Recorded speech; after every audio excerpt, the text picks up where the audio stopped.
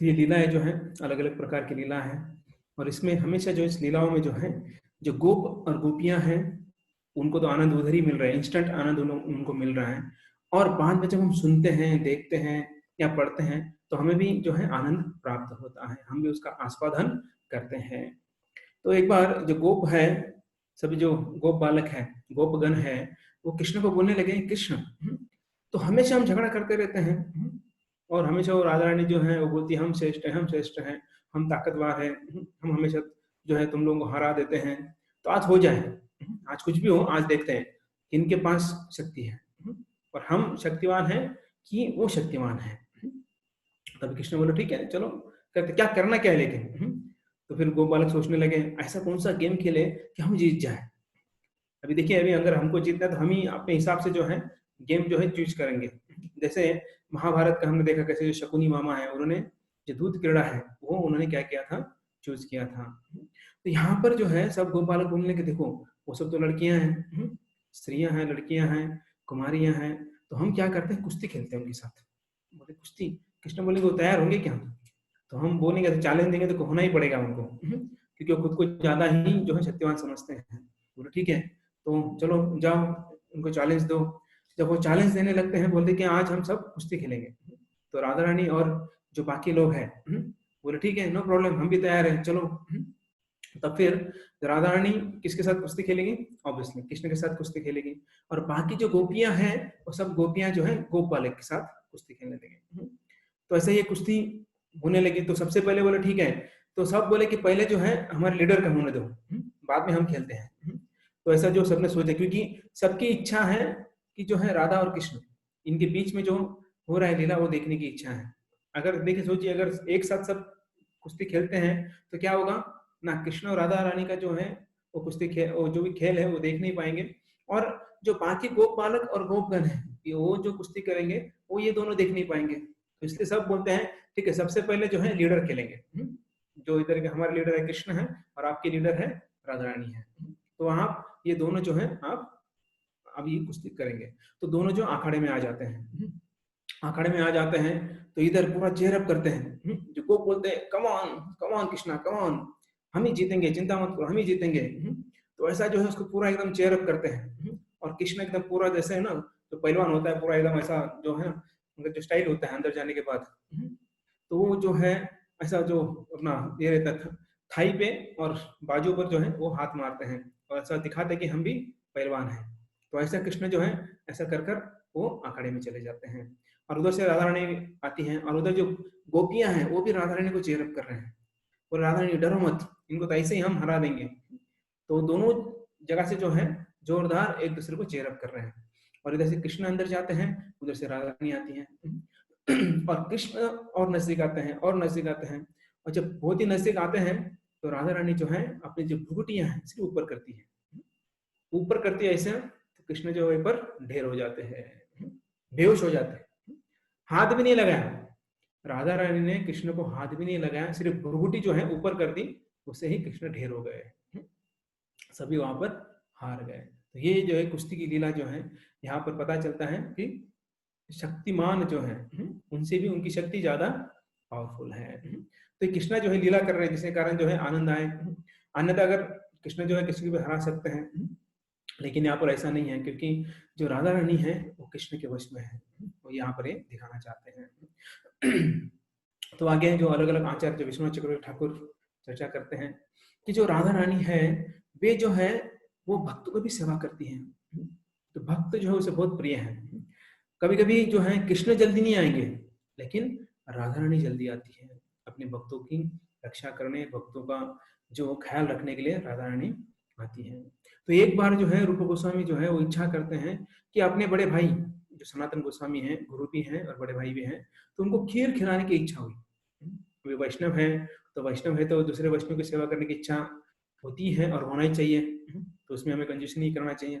तो जब रूप गोस्वामी चाहते हैं कि बड़े भाई को या गुरु को जो है खीर बनाना है, तो अभी वो तो कई पेड़ पर रहते, पेड़ के नीचे रहते थे, डेली अलग अलग पेड़ के नीचे रहते थे। अभी खीर बनाना है उसके लिए दूध चाहिए, उसके बाद उसके लिए है ना जो राइस चाहिए, स्पेशल राइस चाहिए, काजू किशमिश चाहिए और घी चाहिए, वो से ये सब चीजें जो है चाहिए। अभी रूप गोस्वामी पढ़े तो है ना एक साधारण व्यक्ति, क्योंकि हालांकि पहले तो बहुत अमीर थे, लेकिन सब कुछ धन उन्होंने बांट दिया था और आज उनके पास रहने के लिए कुटिया भी नहीं थी। वो कहाँ रहते थे? वो एक हर एक डेली एक एक पेड़ के नीचे रहते थे, दोनों भी, सनातन गोस्वामी भी और रूप गोस्वामी भी। तो कुछ भी जो है आसक्ति नहीं रखते थे। तो अभी इनको तो चाहिए, सोच रहे थे मैं क्या करूं, कैसे करूं। तभी जो एक छोटी बालिका आती है और बोलती है बाबा जी। बोले हाँ बेटा बोलो। बोले मैं इधर से जा रही थी तो मेरे पास कुछ दूध है और कुछ चीजें हैं, तो आपको चाहिए क्या? तो बोले अरे हाँ, मैं तो वही सोच रहा था कि मुझे जो है मेरे गुरुजी के लिए जो है मुझे खीर बनानी है। तो बालिका बोलती है अगर आपको ऐतराज नहीं है तो मैं बना के दूं। तो छोटी सी बालिका है और बोल रही है बाबा मैं बना के दूं क्या आपको? बोले हाँ बेटा वो बना के दो। तो फिर वो अंदर जाती हैं और सब एकदम जो इतना बढ़िया स्वीट राइस बनाती हैं। और वो जो है फिर वो बालिका आती है, बोलती कि बाबा जी ये बन गया है, अब आप ले लो। तो रूप गोस्वामी क्या करते हैं, उसको भगवान को अर्पण करते हैं और वैसे ही उसे टेस्ट नहीं करते हैं। वो ये नहीं बोलते चलो पहले मैं खाता हूँ बाद में गुरु जी को देते, नहीं नहीं, वो जैसा है बनाया वैसे भगवान को भोग लगाया और वही महाप्रसाद जो है लेकर जाते हैं सनातन गोस्वामी के पास। जब सनातन गोस्वामी के पास जाते हैं और बोलते हैं कि ये आपके लिए मैंने जो है खीर बनाई है, ऐसा बोलते हैं। जो खीर जो है वो एक मॉर्सल लेते हैं, जैसे ही एक न्याला लेते हैं तो पूछते हैं ये खीर आपने बनाई? तो बोलते हैं नहीं मैंने नहीं बनाई, लेकिन एक छोटी बालिका आई थी उसने बनाई। वो बालिका कौन थी, कहाँ थी, कैसे थी, कुछ कहाँ गई अभी? बोले वो तो पता नहीं। वो आई, बोली बाबा जी, बोले आपको कुछ बना के दो क्या, मेरे पास दूध और ये सब चीजें हैं। मैंने बोला ठीक है, मेरा तो मन में आया था ऑलरेडी। उसने बनाकर वो देकर चली गई। तो रूप गोस्वामी को बोलते हैं सनातन गोस्वामी कि ये साधारण खीर नहीं है, और जो खीर बनाया है वो भी साधारण व्यक्ति नहीं है। तो बोले कौन है, कौन थी फिर वो? बोले वो साक्षात राधा रानी थी, और राधा रानी ने जो है ये स्वीट राइस बनाया है। क्योंकि इसका स्वाद से ही पता चलता है, इसका स्वाद जो है इतना अच्छा है, ये भौतिक जगत में कभी बन ही नहीं सकता है। और राधा रानी के अलावा ऐसा कुकिंग, ऐसा खीर कोई बना नहीं सकता है। रूप गोस्वामी खुश हो गए, बोले साक्षात राधा रानी के हाथ से जो है हमें स्वीट राइस जो खीर मिला है। लेकिन सनातन गोस्वामी जो है गुस्सा हो गए। बोला आप बोले ऐसे कैसे इतना अच्छा स्वीट राइस मिला है, राधा रानी के हाथ से मिला है, तो हमें खुश होना चाहिए, गुस्सा क्यों होना है? तो सनातन गोस्वामी बोलते हैं कि राधा रानी जो है उनकी सेवा हमें करनी है, ना कि उनसे सेवा लेनी है हमें। तो इससे हमें सीखना है कि जो राधा कृष्ण है उनकी सेवा हमें करनी है। तो बार बार हम जो है उनको सेवा जो है उनसे लेते हैं हम लोग, मुझे ये चाहिए, मुझे वो चाहिए, वैसा चाहिए, वैसे ये हो गया, वो हो गया। तो इसका मतलब क्या है कि हम उनको सेवा करने के लिए बोल रहे हैं हमारा, लेकिन हमें क्या बोलना चाहिए कि आप हमें ऐसा आशीर्वाद दो कि हम आपकी सेवा कर सकें। तो यहाँ पर जो सनातन गोस्वामी सिखाते हैं। तो ऐसे और एक जगह पर ऐसा उदाहरण आता है, जो रघुनाथ भट्ट गोस्वामी हैं, वे जो है राधा कुंड के तट पर जो है वो वहां पर जो है जप करते हैं। तो ये जो है सभी जो आचार्य हैं वो हरे कृष्ण महामंत्र का जप करते हैं। और ये जब जप कर रहे थे, जप करने में इतना मग्न हो गए, इतना मग्न हो गए, दोपहर के 12 बजे थे और धूप में बैठकर जप कर रहे थे। सोचिए दोपहर का 12 बजे कितना धूप रहेगा, वो भी वृंदावन में। वृंदावन में सबसे ज्यादा धूप होती है, सबसे ज्यादा ठंडी होती है। तो ऐसे समय पर जो है वो जप कर रहे थे। और तब जो है कि एक जो बालिका है वो आई और वो जो है उनके सर के ऊपर जो है चुनरी रखने और रखकर खड़े रह गई। और ऐसे थोड़ी देर बाद जो है वहां से सनातन गोस्वामी जा रहे थे, क्योंकि वो भी बाजू में रह रहे थे। उन्होंने देखा ये कोई थी जो बालिका है वो चुनरी पकड़कर जो है रघुनाथ भट्ट गोस्वामी जो है उनके सिर पर रख रही है। तो देखा, तो देखने के बाद जो है फिर जैसे ही राधा रानी को पता चला कोई तो आ रहा है, तो राधा रानी वहां से चली गई। तो उसके बाद जो है रघुनाथ भट्ट गोस्वामी को बुलाए सनातन गोस्वामी। बोले आप क्या कर रहे थे? बोले मैं तो जब कर रहा था। क्या कर रहे थे? बोले तो मैं बैठ गया था वहां पर। आप जब कर रहे थे लेकिन आपको थोड़ा भी ख्याल नहीं है कि श्रीमती राधा रानी जो है आई थी और आपकी सेवा कर रही थी। तो हालांकि हमें जो है उनकी सेवा करनी है, तो बेटर है आप आज के आज कुटिया बना लो, कुटिया बना लो और उस कुटिया के अंदर बैठकर जो है आपको जितना जप करना है उतना आप जप कर लीजिए। इसलिए अभी हम जब भी जाते हैं राधा कुंड और श्याम कुंड के तट पर, तो वहां पर जो है जो रघुनाथ भट्ट गोस्वामी का वहां पर जो है कुटिया है। तो अभी हम थोड़ा लीलाओं के थोड़ा साइड में जाते हैं और चर्चा करते हैं कैसे जो जो तोता है राधा रानी का, उसके बाद हम थोड़ा चर्चा करते हैं। जैसे कल हम बता रहे थे कि आज चर्चा करेंगे। तो यहाँ पर जो है राधा रानी के टोटल जो है 1000 तोते थे, स्पेशल तोते, पोपट, है ना, तो पोपट बोलते जो तोते हैं 1000 तोते थे, स्पेशल तोते, ऐसे बहुत सारे थे, एक्चुअली करोड़ों करोड़ों में उनके तोते थे, शायद 640 करोड़ गोपियां थी, और ये और उसके अलावा जो है ये करोड़ों में भी जो तोते थे उनमें से 1000 स्पेशल थे, और उन 1000 में से जो है एक शुक, एक तोता, उसका नाम है लीला शुक।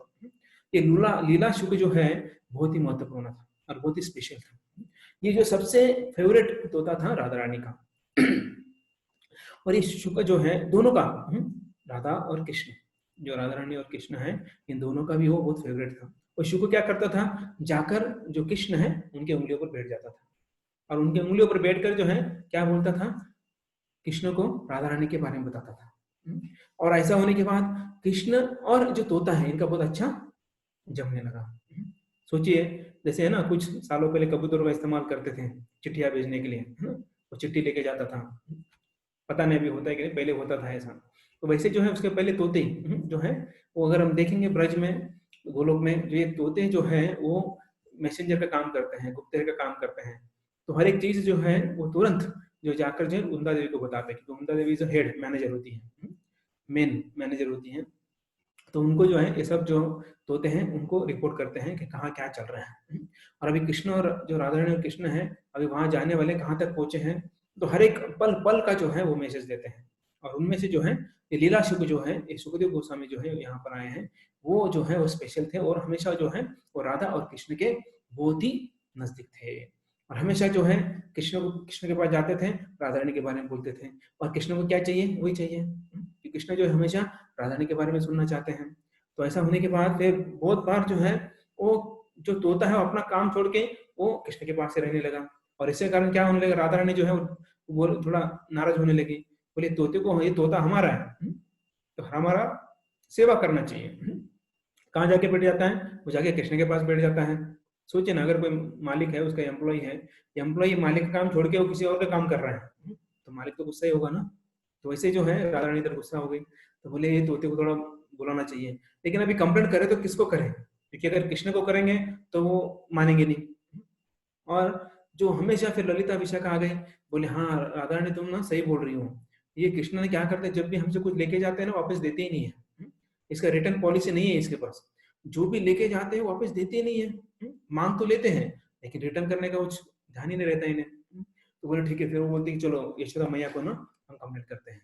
अब यशोदा माई के पास आ गए सब लोग, ललिता विशाखा स्पेशली जो है आ गई, और बोलने लगी माई माई, बोले क्या हुआ, तो जो आपका कृष्ण है ना, कान्हा है, वो क्या करता है, हमसे कुछ चीजें ले जाता है और वापस देता ही नहीं है, तो आप जरा समझाओ उनको। तो यशोदा माई बोलती है, अरे कृष्णा कहाँ हो तुम, तो बाबा आ गए, चलो जरा, अभी भूख लग गई होगी ना, लंच का टाइम हो गया, चलो जल्दी चलो जल्दी चलो। तो यशोदा माता ने क्या कहा, कृष्ण को डांटा नहीं, डांटा, तुरंत टॉपिक चेंज कर दिया, क्योंकि यशोदा मैया जो है कृष्ण को कुछ बोलना नहीं चाहती थी। तो ऐसे करके इनका मन डाइवर्ट कर दिया, बोले बेटियों अब घर जाओ, मैं उनको समझाती हूँ उसे। तो ऐसा करके वो वहां से वो जाने के लिए बोलती है। तो कृष्ण जो है तो हमेशा जो है तोते को जो कृष्ण पसंद रहते हैं, और तोता भी जो है कृष्ण को बहुत पसंद है। तो ऐसा जो है फिर तोता इधर ही ज्यादा रह जाता है। और जब कृष्ण जो है लीला समाप्त कर कर जो है वे भगवत धाम जाने लगे, तब तोता भी रेडी हो गया, तोता बोला मैं भी आता हूँ। तो ऐसा बोलने के बाद जो है वो बोलते कि नहीं नहीं नहीं, तुम नहीं आ सकते हो। क्यों नहीं आ सकते हो, तो कृष्ण बोलते हैं कि देखो, जो मैं और जो राधा ने जो हमने लीला की है, तो जो है वो कौन बताएगा फिर आगे जाके, इस दुनिया में कौन बताएगा, तो इसलिए तुम्हें जो है यहीं पर रहना पड़ेगा। तो फिर ये हालांकि जो राधा रानी का विशेष सुख था, ये विशेष तोता था, तो ये बहुत प्रेम करता था राधा रानी से भी और कृष्ण से भी। लेकिन अभी कृष्ण बोले हैं तो रुकना पड़ेगा।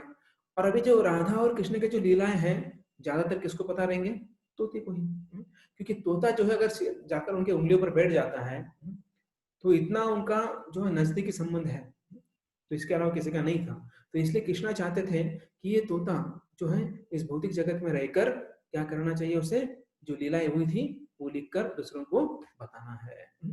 तो अभी तो बोलने लगे कि जो तोता है, बोले मैं कैसे कर सकता हूँ, कृष्ण बोले देखो तुम डेली हमारे साथ रहते थे, अपने आंखों से देखते थे, कानों से सुनते थे, और मुख से बताते भी थे, तो भी तुम्हें ही ये काम करना है, दूसरा कोई ये कार्य नहीं कर सकता है। तोता फिर बहुत नम्र बन गया, हालांकि सब पता है, तोते को सब पता है कब क्या हुआ, क्या होने वाला था, क्या हो गया, क्या हो रहा है, सब कुछ जो है वो पता था।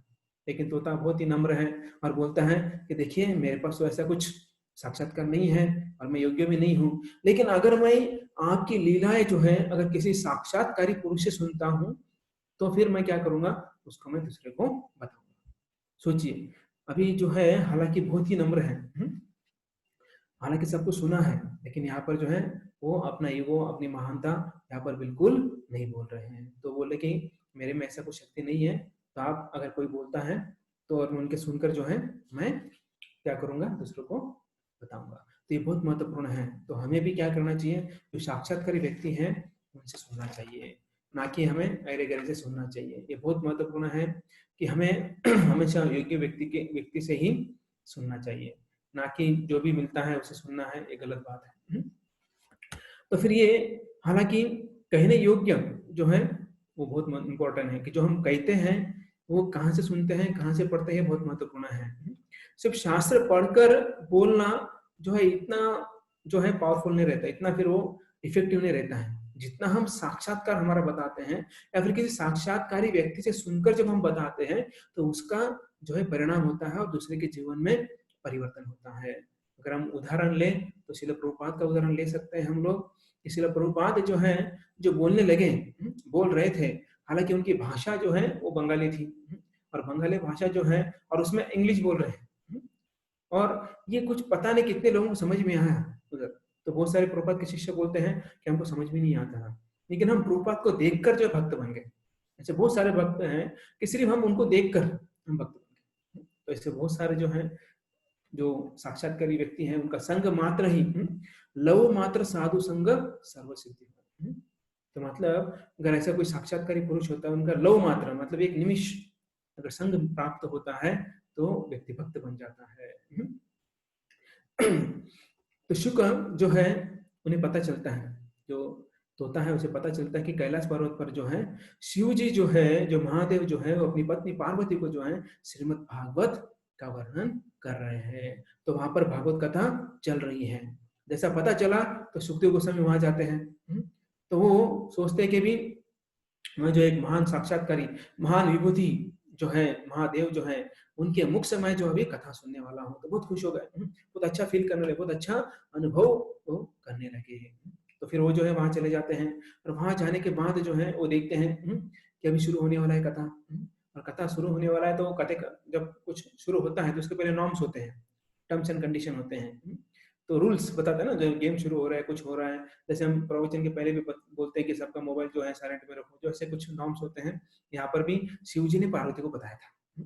तो शिव जी पार्वती को बोले देखो, मैं तो आंखें बंद कर कर जो है मैं कथा कहूंगा, क्योंकि मैं आस्वादन करूंगा उस लीलाओं का। अभी तुम जो है जगी हो या सोई हो, ये तो मैं देखने वाला नहीं हूँ। इसलिए अगर तुम ये कंफर्मेशन के लिए तुम सुन रही हो, इसलिए बीच बीच में क्या करना है, ऐसा हुंकार देते रहना है। तो मुझे पता चलेगा कि तुम जगी हो और मैं कथा कंटिन्यू करूंगा। और ये किसने सुन लिया, सुखदेव ने, सॉरी शुक ने सुन लिया। और इधर पार्वती बोली हाँ ठीक है, नो प्रॉब्लम, डन। तो फिर ऐसा हम देखते हैं, स्टार्ट में पहला स्कंद जो है वो अच्छा था, अच्छा है, अलग अलग लीला है। लेकिन दूसरे स्कंद में जब जाते हैं तो पूरा एकदम वो तत्व सिद्धांत आ जाता है, और सिद्धांत आ जाता है और वो जो है पार्वती माता की आंखें बंद होने लगती हैं। जो ओंकार है वो सोरी सोरी कम हो जाता है और वो सो जाती है। तो सो जाती हैं और इधर शिव जी जो है पूरा एकदम ट्रांस में गए हुए दिव्य आस्वादन कर रहे हैं और बोले जा रहे हैं, बोले जा रहे हैं, और बीच बीच में हूँ इसका आवाज में आ रहा है। तो इसलिए शिव जी जो है नॉन स्टॉप पूरी कथाएं जो है 12 स्कंद जो है वो पूरी की पूरी जो है श्रीमद् भागवतम का वर्णन कर देते हैं। और करने के बाद जो है आंखें खोलते हैं। जब आंखें खोलते हैं तुरंत तभी उसी समय जो है पार्वती माता आंखें खोलती हैं और बोलती है कि कथा हो गई। बोले हाँ हो गई। बोले अरे ऐसे कैसे हो गई, मुझे नींद लग गई थी। शिव जी बोले ऐसे कैसे नींद लग गई, मुझे तो आवाज आ रहा था मुझे लगा तुम जागी हो। नहीं, बोले मुझे पता नहीं कब नींद लग गई। तो बोले फिर ये हूँ कौन कर रहा था? तो देखना पड़ेगा कौन है। तो ऐसे ही जब हमें भी नींद लग सकती है, इसलिए भी हमें आंखें खोलकर जो है रहना है, और साथ में किसी के साथ बैठकर हमें कथा सुनना है, तो जाके वो उठा सके हमको। तो यहाँ पर फिर ढूंढने लगे दोनों। बोले तुम इधर देखो, मैं इधर देखता हूँ। तो देखा सामने एक पेड़ था, और पेड़ के एक टहनी पर जो है एक तोता बैठा है। और शिव जी इतना गुस्सा हो गए, बोले श्रीमद् भागवतम जो है वो ऐरा गैरा कोई सुन नहीं सकता, सिर्फ मनुष्य ही सुन सकते हैं। तो पंछी जो पशु प्राणी है ये सुन नहीं सकते हैं। तो तुरंत त्रिशूल उठाया और उस तोते के पीछे भागने लगे। और तोता भागते भागते कहाँ चला गया? बद्रीनाथ में चला गया। जो बद्री का आश्रम है वहां चला गया, और वहां पर देखते हैं कि जो व्यासदेव है वो अपनी पत्नी को जो है वो श्रीमद् भागवत कथा सुना रहे हैं। और उनकी पत्नी जो है भाव विभोर होकर सुन रही है, वो सोई नहीं थी। भाव विभोर होकर मतलब स्टैच्यू हो गई थी। आंखें खुले थे, मुंह भी खुल गया था उनका, मुंह भी खुला था, आंखें भी खुल गई थी, और जो है वो सुन रही थी। हम भी मुंह खुला छोड़ देते कभी कभी, लेकिन उस अलग कारण से छोड़ देते हैं। तो जब मुंह खुला देखा, तोता जो है वो सीधा मुंह के अंदर घुस गया। मुंह के अंदर जाकर जो है वो गर्भ में प्रवेश कर लिया। और इधर शिव जी आगे कहाँ है, कहाँ है, कहाँ है? शिव जी ने भी देखा कि वो जो है व्यासदेव के पत्नी के मुंह के अंदर चला गया। और व्यासदेव इधर कथा चालू है उनका, वापस शिव जी आ गए। अभी कथा चालू तो शिव जी ने त्रिशूल रख दिया और वो भी बैठ गए। उनमें भी सुनता हूँ। तो उन्होंने सुन लिया, कथा खत्म हो गई। खत्म होने के बाद वो बोले कि जो है मेरा जो शिकार है वो आपके पत्नी के मुंह के अंदर चला गया है। तो व्यासदेव बोलते हैं तो क्या हुआ था? बोले हम है ना, मैं पार्वती को कथा बता रहा था तो सो गई, लेकिन वो तोते ने सुन लिया, और तोता जो है अभी आपके पत्नी के मुंह के अंदर चला गया है, तो मुझे उसे मारना है, क्योंकि ये गलत होगा कि ऐसे पशु ने सुनना।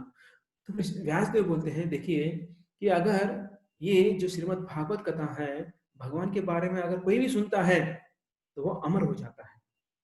पशु हो, पक्षी हो, प्राणी हो, कोई भी हो, वो कौन हो, क्या हो जाता है? अमर हो जाता है।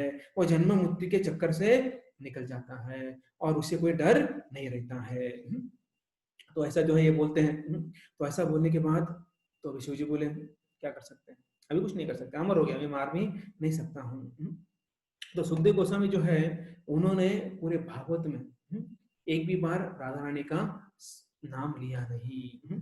इसके पीछे भी जो है कारण है। तो इसके पीछे क्या कारण है, कैसा कहते हैं, अगर वो एक भी बार जो श्रीमती राधा रानी का नाम लेते हैं तो तब वो 6 महीना जो है रस समाधि में चले जाएंगे, ऐसा जो है वहां पर बोला गया था।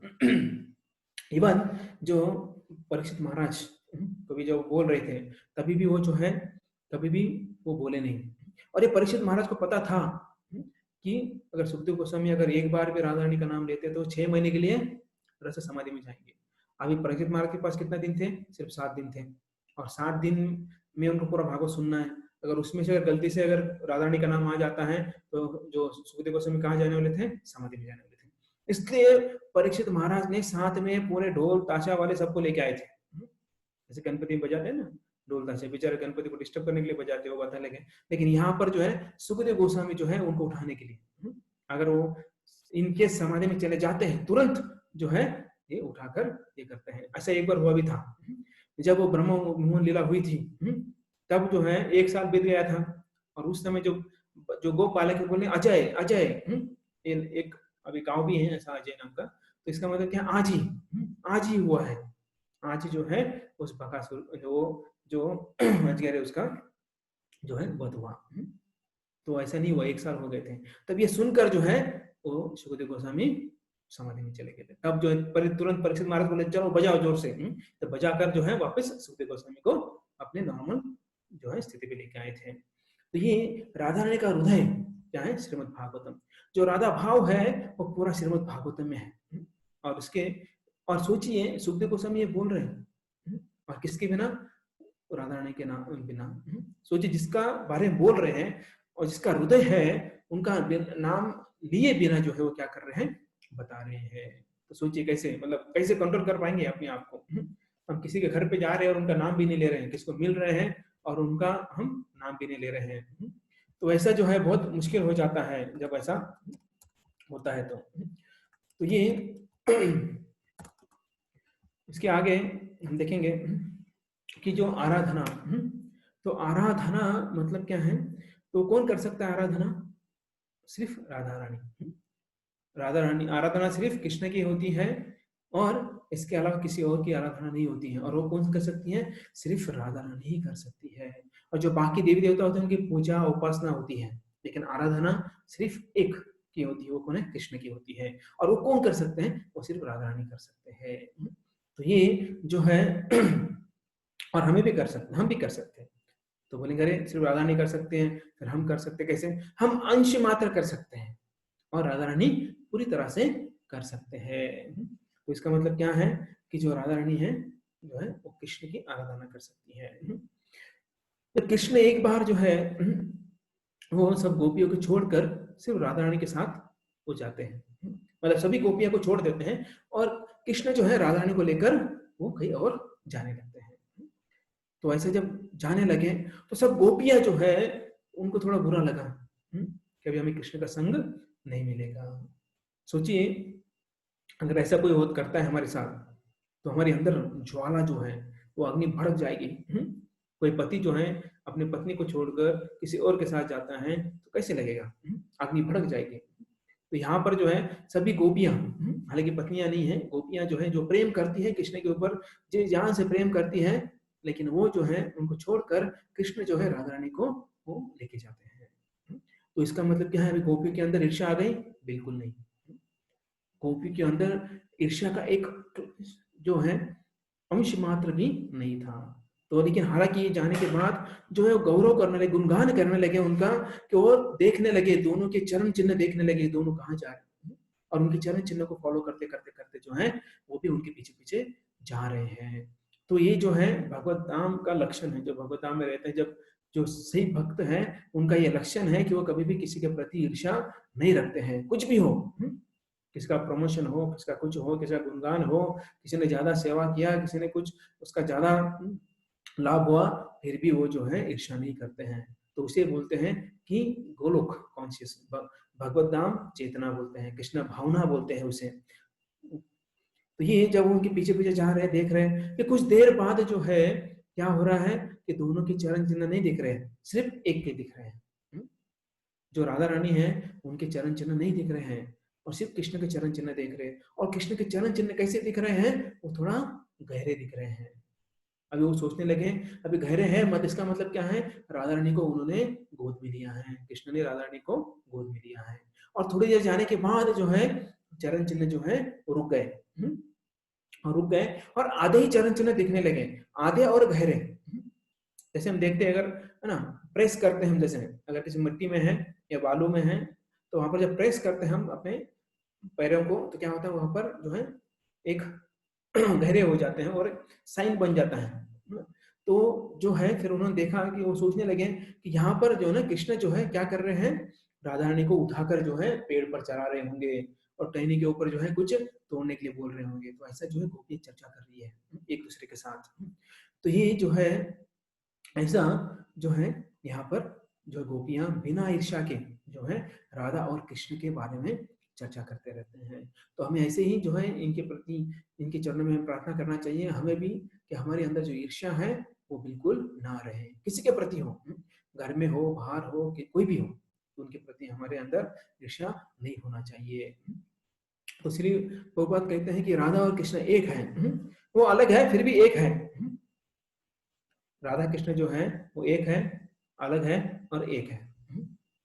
तो इसका मतलब क्या है कि राधा कृष्ण जो है वो एक है। जैसे हम कल देखें कि वो एक आत्मा दुई देहधारी है, तो अलग भी होते हैं और बाद में एक भी होते हैं। इसका मतलब क्या है कि ये जो इनके अंदर कुछ भी डिफरेंस नहीं है, सिर्फ लीला के लिए जो है वो अलग अलग हो जाते हैं, बाकी समय में जो है वो एक ही रहते हैं। ये दोनों परम भगवान है, एक जो है सेविका भगवान है और दूसरे जो है सेव्य भगवान है। जैसे बलराम जी के कौन है? सेवक भगवान है, और कृष्ण जो है वो सेव्य भगवान है। वैसे श्रीमती राधा रानी जो है वो सेविका भगवान है, और कृष्ण जो है वो सेवक सेव्य भगवान है। तो ऐसा जो है यहाँ पर बताया जाता है। तो हमें जो है जब हम रहते हैं, किसकी सेवा करते हैं, तो हमें भी जो है क्या कैसे होना चाहिए? चैनल में होना चाहिए। तो हम जो भी सेवा करते हैं, उस सेवा करते समय जो है हमें चैनल में ही सेवा करना चाहिए। चैनल मतलब कि हमें एक जो हमारे गुरु शिष्य परंपरा है उसके अंदर ही रहकर जो है हमें क्या करना चाहिए, सेवा करना चाहिए, तभी हम जो है कृष्ण के पास जा सकते हैं।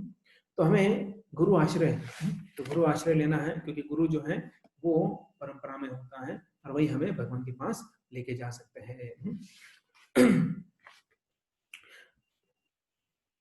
तो कृष्ण का तेज हम देखेंगे और एक लीला देखते हैं। तो कृष्ण का तेज जो है, जो राधा रानी के होने से ही प्राप्त होता है। मतलब क्या है, जो प्रेम है, तो प्रेम जो है वो राधा रानी के अंदर है, वो प्रेम जो है कृष्ण को प्राप्त होता है। तो राधा रानी क्या है, उनका एक नाम है प्रेम देवी। तो ये प्रेम की संकल्पना जो है वो कहाँ से आई है, राधा रानी से आई है। जो भी इस भौतिक जगत में हम प्रेम देखते हैं, वो संकल्पना जो है वो राधा रानी से आई है, क्योंकि राधा रानी का इतना प्रेम है, अगाध प्रेम जो है कृष्ण के प्रति, वो जो है वही वहां से ही जो है ये प्रेम जो है यहाँ पर इस भौतिक जगत में आया है। लेकिन यहाँ पर जो ज्यादा देर तक नहीं होता है, बहुत कम देर तक होता है। तो अभी हम थोड़ा उस लीला में जाएंगे जो थोड़ा कल राधा रानी का जो प्राकट्य हुआ उसके पीछे थोड़ा क्या जो हिस्ट्री है वो देखेंगे थोड़ा। तो विनीता और कद्रू जो पत्नियां थी कश्यप मुनि की, तो ये जो है इन्होंने अंडे दिए थे, तो इनके बच्चे जो है अंडों के मार्फत इनके बच्चे जो है जन्म लिए थे। कद्रू ने कुछ अंडों को जन्म दिया, सॉरी अंडों को दिया, और जो विनीता है उसने भी जो है कुछ अंडे जो है दिए। तो अभी बोले स्त्री अंडे कैसे देगी, तो ये बाद में चर्चा करेंगे, इसलिए थोड़ा तो ब्रह्मा जी की जो उत्पत्ति है, जो उनको बोला गया है कि उत्पत्ति करो, तो फिर ये कद्रू जो है कुछ साल बाद, तो 1000 साल बाद जो है इनके अंडों से सांप निकलते हैं, सांप जो होते हैं ना वो निकलते हैं। और जो विनीता है इनके 2 अंडे होते हैं, और 2 अंडे जो 500 साल बाद कुछ भी नहीं आया, तो एक अंडे को तोड़ देती है, एक अंडे को तोड़ देती हैं। तो वो अंडा तोड़ने के बाद जो है एक जो है व्यक्ति बाहर आता है, और वो व्यक्ति जो है उसका आधा शरीर ही रहता है, आधा शरीर नहीं रहता है। तो फिर गुस्सा हो जाते हैं, बोलते हैं माँ तुमने थोड़ा भी सब्र नहीं है, मुझे पूरा भी नहीं होने दिया, तो मैं तुम्हें श्राप देता हूँ कि तुम दासी बन जाओ। और फिर वहां से तुरंत वो सूर्य के पास जाते हैं और सूर्य के सारथी बनते हैं। तो एक क्यों बता रहे हैं, अरुणोदय बेला। तो अरुणोदय बेला मतलब क्या है, जब सूरज निकलता है, अरुणोदय मतलब जब सूरज उगता है उसके पहले लालिमा होती है। आपने देखा होगा अगर आप उठते हैं सुबह, तो सुबह उठने के बाद आप टेरेस पे जाके देखिए, जब सूरज उगने से पहले तो उसके पहले जो है लालिमा होती है, तो उसे बोलते हैं अरुणोदय बेला। तो भक्तों को जो है ऐसे समय में उठना चाहिए, मतलब सूर्योदय के पहले कम से कम 1 घंटा तो पहले उठना चाहिए, मतलब ब्रह्म मुहूर्त पर उठना चाहिए। और ये बहुत अच्छी घड़ी होती है, और इस समय कृष्ण का स्मरण करना चाहिए। और ऐसा क्यों करना चाहिए, क्योंकि राधा रानी का प्राकट्य भी उसी समय हुआ है। कल हम चर्चा कर रहे थे भोर के समय, है ना, पाठ पाठ, मतलब भोर के समय जो है, अरुणोदय के समय जो है वो राधा रानी का प्राकट्य हुआ है। इसलिए जो है हम सब भक्तों को कब उठना है, उस समय उठना है, और क्या करना है, हमें भगवान का नाम स्मरण करना है। हरे कृष्णा कृष्णा कृष्णा हरे हरे, हरे राम राम राम हरे हरे। तो ऐसा जो है हमें भगवान का स्मरण करना चाहिए। अभी राधा रानी बड़ी है कि कृष्ण बड़ी है, कृष्ण बड़े हैं। तो अभी ये तो प्रश्न कल भी उठा था, लेकिन ये ठीक है, हमें कुछ लेना देना नहीं है, क्योंकि कृष्ण जो है छोटे हो या बड़े हो, उनको सिर्फ लीला के मार्फत जो है वो कार्य करते रहते हैं। तो अभी यहाँ पर जो है थोड़ा हम पीछे जाएंगे, और तो हिमालय जो है उनकी पुत्री जो है जो पार्वती है, जो पर्वत से उनका जन्म होता है, और जो माँ सतियां हैं इनको श्राप मिलता है कुमारों के द्वारा, जो कुमार हैं उनके द्वारा श्राप मिलती है, और उनके बाद वो पृथ्वी पर जाने के लिए उनको बोला जाता है। तो फिर वो जो है उसी समय जो है एक्चुअली माँ सतिया गुस्सा हो जाती है, लेकिन उसी समय पृथ्वी वहां पर आ जाते, बोले श्राप नहीं वरदान है, तो मेरी इच्छा थी कि आप लोग जो है धरा पर आ जाए। तो ये 3 माँ सतियां जो है वो यहाँ पर प्रकट हो जाती है, एक है हिमालय की पत्नी, दूसरी है जनक महाराज की पत्नी, और तीसरी जो है कलावती। तो जो है सुचंद्र नामक जो कानपुर के जो कन्नौज के जो है राजा हैं उनकी पत्नी बन जाती है। तो ऐसे तीनों का विवाह हो जाता है। और कलावती और सुचंद्र ये दोनों जो है 12,000 साल तक जो है तपस्या करते हैं, और ऐसी तपस्या करते हैं कि सूखे पत्ते खाकर जो है 12,000 साल तक जो है वो तपस्या करते हैं, भयानक तपस्या करते हैं। और ब्रह्मा जी जो है ना दर्शन देते हैं। जब ब्रह्मा जी दर्शन देने आते हैं तो सुचंद्र जो है तुरंत जो है मांग लेते हैं, बोले कि आप मुझे ना एक वरदान दो। तो क्या वरदान? मोक्ष मुझे प्राप्त होना चाहिए, वो वरदान मुझे दो। क्योंकि वो क्या है, हालांकि वो तपस्या क्यों कर रहे थे कि यहाँ से छुटकारा मिले। तो ऐसा बोलते ही जो है जो कलावती है नाराज हो जाती है। अभी कलावती क्यों नाराज होती है कि बोलती है, अरे हम दोनों ने साथ में तपस्या किया, तो ये मेरे पति है, तो पति ने जो है खुद के लिए ही मांग लिया वरदान, वर मांग लिया, मेरा सोचा ही नहीं। इसलिए जो है वो महासती गुस्सा हो गई। जैसे वो उस कलावती के चेहरे पर गुस्से का भाव देखा तो ब्रह्मा जी वो एकदम डर गए। तूने पता है ये महासती है, श्राप दे देगी। तो तुरंत ब्रह्मा जी बोलते हैं कि चिंता मत करो, जो मैं आपको वरदान देता हूँ, जो श्री भगवान है उनकी अंतरंगा शक्ति जो है वो आपकी पुत्री बनेगी। तो ऐसा जो है उनको वरदान दे दिया, और बोले कि द्वापर युग में जो है ये संभव है। तो द्वापर युग में जो है आपकी जो है पुत्री जो है वो राम कृष्ण की अंतरंग शक्ति जो है वो बनेगी। तो ये कलावती जो है बन गई कीर्तिदा, और कीर्तिदा का शादी हुआ ऋषिभानु महाराज से। अब ये कीर्तिदा किसकी बेटी थी? ये थी इंदुसेन और मुखारविंद की पत्नी। जो इंदुसेन और मुखारविंद की पुत्री जो है वो कीर्तिदा थी, और कीर्तिदा की शादी जो है ऋषिभानु महाराज से हुई थी। तो अभी ये जो है हिमाचल जो है हिमाचल की पत्नी, उन्हें पुत्री प्राप्त हुई। उस पुत्री का नाम था पार्वती। और ये पार्वती मतलब कैसे नाम पड़ा? पर्वत की पुत्री पार्वती। और पार्वती का विवाह हुआ शिव जी के साथ। अभी विंध्याचल जो महाराष्ट्र में विंध्याचल पर्वत है ना, तो विंध्याचल पर्वत जो है, हालांकि ईर्ष्या नहीं किया उन्होंने, लेकिन उनको भी ऐसा लगा कि मेरी भी पुत्री होना चाहिए, जैसे मेरे भाई की पुत्री है हिमालय में, पर्वत भाई है सब लोग, तो बोले उनकी पुत्री हुई है तो उसका विवाह जो शिव जी के साथ हुआ, तो ऐसे अगर मेरी पुत्री होती तो उसका भी विवाह में जो है ना एक बड़े व्यक्ति से करता। लेकिन तब जो है वो ऐसा तपस्या करते हैं और ऐसा वो वर मांगते हैं कि मुझे जो है ऐसी पुत्री मिले जो पार्वती के पति का पराभव करे। अभी सोचिए पार्वती के पति कौन है? शिव जी हैं। अभी उनका पराभव करने वाले कौन है? एक ही बचे हैं, कौन है? कृष्ण है। तो इनडायरेक्टली क्या मांगा उन्होंने कि मेरी पुत्री जो है वो ऐसी होनी चाहिए जो कृष्ण की पत्नी हो। तो ऐसा ऐसा उन्होंने इनडायरेक्टली मांग लिया। तो अभी जो है ऐसा होने के बाद जो है फिर वो बोलते ठीक है, तो आपको भी ये हो जाएगा। और जो है यज्ञ करने के लिए बैठ जाते हैं, ब्राह्मण को बुलाते हैं, यज्ञ करवाते हैं। और ये विचार पूर्वक है, मतलब उनका थॉट क्लियर है एकदम, विचार क्लियर है। क्या है, क्या चाहिए कि जो ऐसी पुत्री चाहिए कि जिनका पति जो है वो पति ऐसा होना चाहिए जो शिव जी है उनका क्या करना चाहिए, उनका उन्होंने पराभव करना चाहिए। जब ऐसा जो है विचार रहता है उनके दिमाग में तो ये पूरा क्लियर होता है। देखिए हम हमारे जीवन में जो करते हैं तो हमारा भी विचार क्लियर होना चाहिए। हमें इधर कुछ उधर कुछ ऐसा नहीं होना चाहिए। मराठी में कहावत है ना, एक ना धड़ 12 बार चिंध्या। इसका मतलब क्या है कि अगर हम एक चीज करना चाहते हैं तो वही करना चाहिए। सोचो अगर मेडिकल कॉलेज में कोई है, तो अगर उसका एडमिशन हो जाता है फर्स्ट ईयर में बीजे मेडिकल कॉलेज में होता है, तो सोचते हैं सेकंड ईयर जो है भारतीय विद्यापीठ में करें, और थर्ड ईयर सोचते हैं कि है ना सिंहगढ़ कॉलेज में करें, और फोर्थ ईयर डी.वाई. पाटिल में करें। तो ऐसा होगा डिग्री मिलेगा क्या? नहीं मिलेगा। अगर डिग्री चाहिए तो उसे एक ही कॉलेज में उधर रहो, पढ़ाई करो, 4-5 साल जितना है, तो आप अच्छी तरह से पढ़ाई करो तो आपको डिग्री प्राप्त होगा। और इसका मतलब क्या है, सबसे पहले आपको विश्वास रखना है कि वो कॉलेज सही है, और तभी और उसके बाद पढ़ाई करना पड़ेगा। और उसके बाद जो है आपको 5 साल बाद क्या प्राप्त होगा, वो डिग्री प्राप्त हो जाएगी।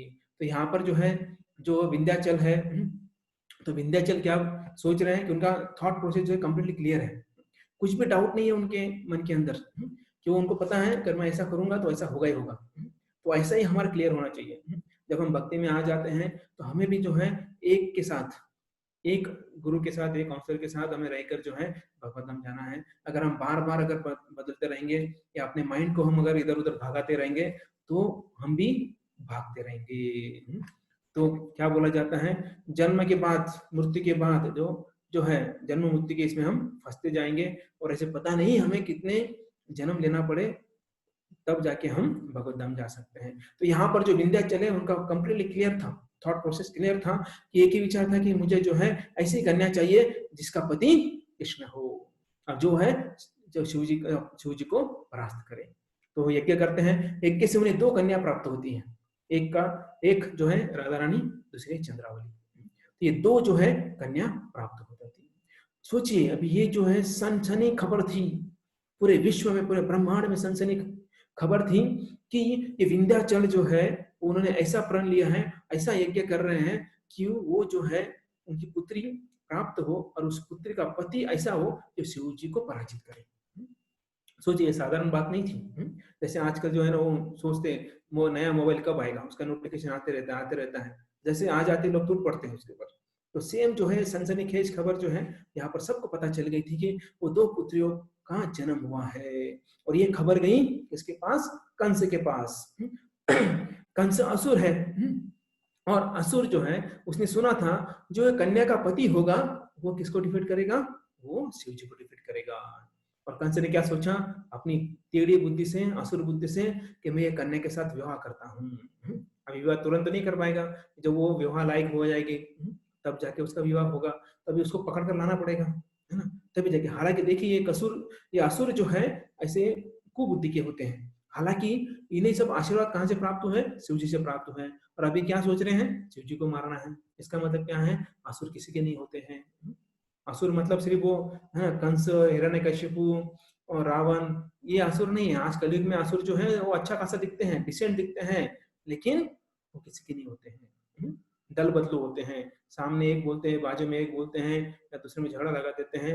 तो ऐसे लोगों से हमें दूर रहना चाहिए। तो ये कंस जो है जिनसे आशीर्वाद मिला है, मतलब हम बोलते हैं जिस थाली में खाया है उसमें छेद करते हैं, इसका मतलब क्या है, जिस शिव जी से इन्हें आशीर्वाद प्राप्त हो गया, आज जो है ये सोच रहा है उनको ही मारने का, और उसके लिए जो कन्या है राधा रानी और चंद्रावली, इनके साथ शादी करने का प्लान कर रहा है। तो हमें ऐसे कंस जैसे व्यक्ति से दूर रहना चाहिए, जो सामने एक बोलते हैं, बाजू में एक बोलते हैं, झगड़ा लगा देते हैं। तो ऐसे लोगों से दूर रहना चाहिए। तो अभी ये जो है ये डिवोशन उसका खोखला था। तो हालांकि जो है जो भगवान को ऐसे लोग पसंद नहीं होते हैं। भगवान को कैसे लोग पसंद होते हैं, जिनका हृदय सरल होता है, जो है सामने भी वही है, पीछे भी वही है। ऐसे लोग जो है भगवान को पसंद है, और ऐसे लोग जो है ब्रजवासी होते हैं, जो ब्रज में रहते हैं, जिनका हृदय सरल होता है, टेढ़ा नहीं होता है। हालांकि कृष्ण टेढ़े हैं, लेकिन वो सिर्फ सरल लोगों को ही चाहते हैं। तो क्यों टेढ़े, वो टेढ़ा होकर देखते हैं वो सरल है कि नहीं। तो इसलिए जो है हमें सरल बनना है, सरल नहीं तो सरल बनना है, नहीं तो फिर जो टेढ़ा व्यक्ति है, जो कृष्ण है, हमें सरल कर देंगे। तो बेटर है हमको ही सरलता से उनको सरेंडर होना है। कंस जो है अभी अपने पूतना को बुलाता है, बोले पूतना आ जाओ। तो पूतना जो है उसके पहले क्या होता है, पूतना जो है बहुत शक्तिशाली थी वो भी।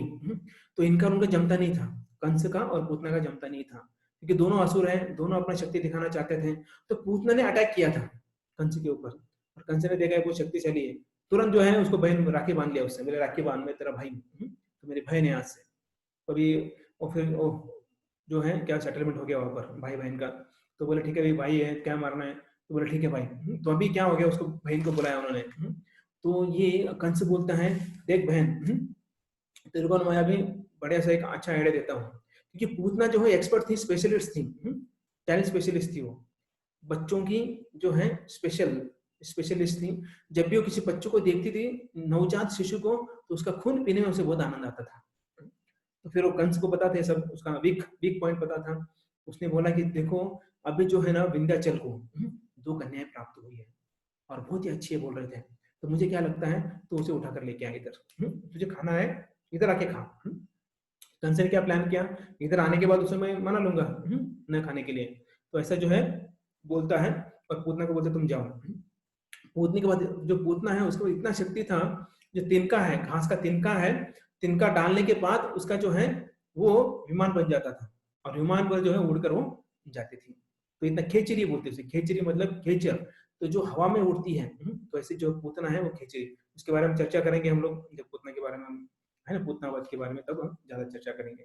और इधर जो है विंध्याचल पहुंच जाती है, उसने देखा तो छोटे छोटे नन्हे नन्हे जो है जो बालिका है, उनको तुरंत पलक झपकते ही जो है उन दोनों को वो उठा लेती है और उठाकर वहां से निकल जाती है। और जैसे पता चलता है विंध्याचल को, विंध्याचल बोलते ब्राह्मणों जल्दी आ जाओ, तो ब्राह्मणों को जल्दी बुला लेते, बोले मंत्र यज्ञ स्टार्ट करो, मंत्र बोलो और ऐसा मंत्र बोलो कि इस पूतना के अंदर अग्नि उत्पन्न हो जाए। सोचिए जब बुखार आ जाता है हमें 102 103 टेम्परेचर आ जाता है बॉडी के अंदर, तो कैसे लगता है हमें, पूरा बदन पूरा तप जाता है, पूरा लाही लाही हो जाता है, पूरा गर्म हो जाता है कि वो बोलते कि वही विंध्याचल बोले कि ऐसा गर्म करो इसे कि वो आगे बढ़ ना पाए। तो जैसे फिर तुरंत वहां पर ब्राह्मण थे, तुरंत यज्ञ कुंड चालू किया, यज्ञ जो है शुरू कर दिया, मंत्र बोलना चालू कर दिया। और जैसे थोड़ा ही जाते हो, वो ज्यादा दूर नहीं गए थे, तो यहाँ से विंध्याचल से वो गए थे नागपुर तक। तो नागपुर के पास जो है, पहले नागपुर के आजू बाजू में जो है वहां पर इतना जो है लाही लाही होने लगा, तो एक कन्या को छोड़ दिया और वो पड़ी जो है कहाँ पर गई, भीष्मक राजा जो है उनको मिली। तो भीष्मक राजा मतलब रुक्मिणी का जन्म नहीं हुआ था। कोंडानीपुर जो नागपुर के पहले जो है अमरावती के पास जो है कोंडानीपुर जगह है, वहां पर भीष्मक राजा है, उनको जो है चंद्रावली मिली। तो चंद्रावली को वहां पर उन्होंने डाल दिया क्योंकि पूतना को सहन नहीं हो रहा था, तो वहां पर चंद्रावली को डाल दिया। वो रुक्मिणी नहीं है, आप बोलेंगे रुक्मिणी का जन्म नहीं हुआ था। तो चंद्रावली जो है वहां पर 5 साल तक वहां पर उनका वो रहते हैं। और उसके बाद जो है पूर्णमासी, जो पूर्णमासी है, जो संदीपनी मुनि की माता है, और वो जब भी वृंदावन में कुछ होता है तो सब लोग उनके पास जाते हैं गाइडेंस लेने के लिए। तो वो जाकर जो है चंद्रावली को लेके आते हैं और चंद्रावली को लेके आकर चंद्रभानु राजा जो है उनको दे देती है। तो वो हम बाद में देखते हैं कि कैसे चंद्रावली और राधा रानी दोनों क्या है सौतन, या फिर हम जो है दोनों में कॉम्पिटिशन चलते रहते, कॉम्पिटिटर होते हैं। और पूतना जो है वैसे ही बीमार होते हुए, बुखार चढ़ा हुआ है, वो आगे बढ़ती है। तो आगे बढ़ती है तो इधर जो है और जोर से जोरदार यज्ञ होता है, जोरदार मंत्र बोला जाते हैं, और मंत्र बोलो, और ऐसे समय और अदर जो है वो मथुरा तक जाते हैं।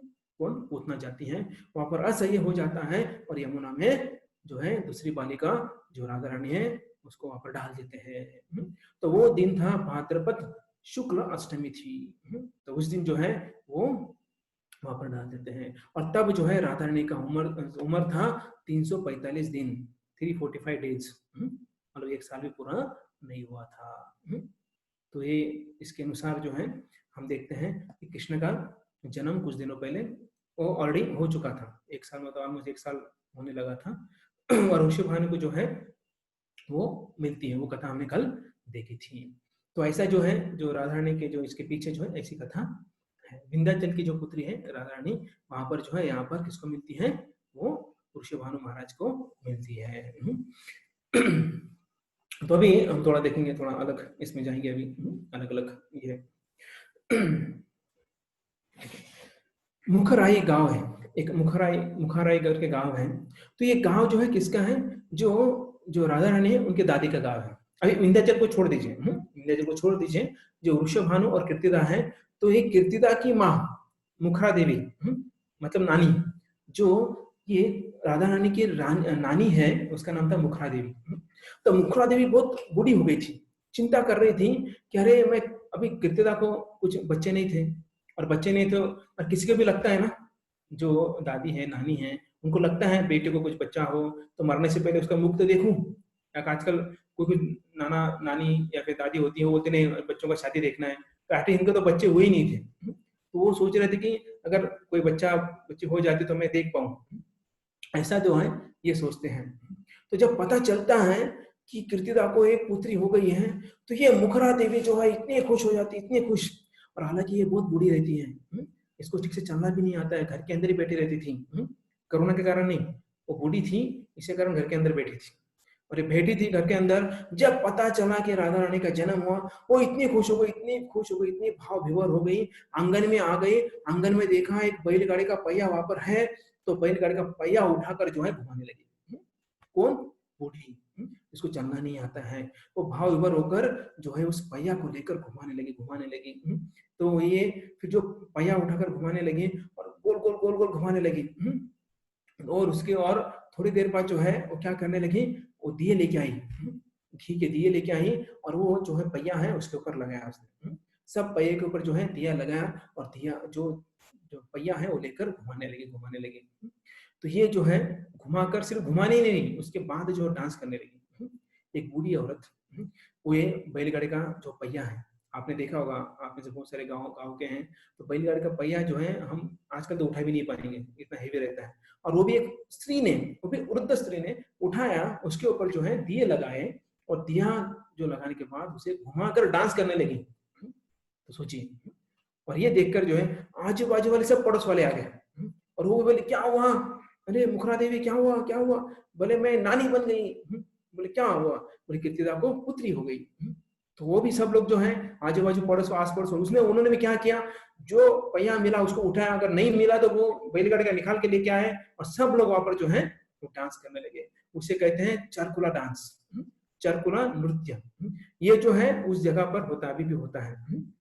तो हर एक गांव में अलग अलग अलग अलग होता है। तो वैसे इस गांव में जो है चरकुला नृत्य होता है, और इसका कंपटीशन अभी भी होता है। इसके बड़े बड़े पोस्टर लगाए जाते हैं, बड़ा बड़ा इनाम दिया जाता है, कि कभी हर साल में होता है, कभी बरसाना की कन्या जो है प्रथम आती है, कभी वृंदावन की कन्या प्रथम आती है। तो ऐसा ये जो है प्रतिस्पर्धा जो है स्पर्धा होती है, अभी भी होती रहती है।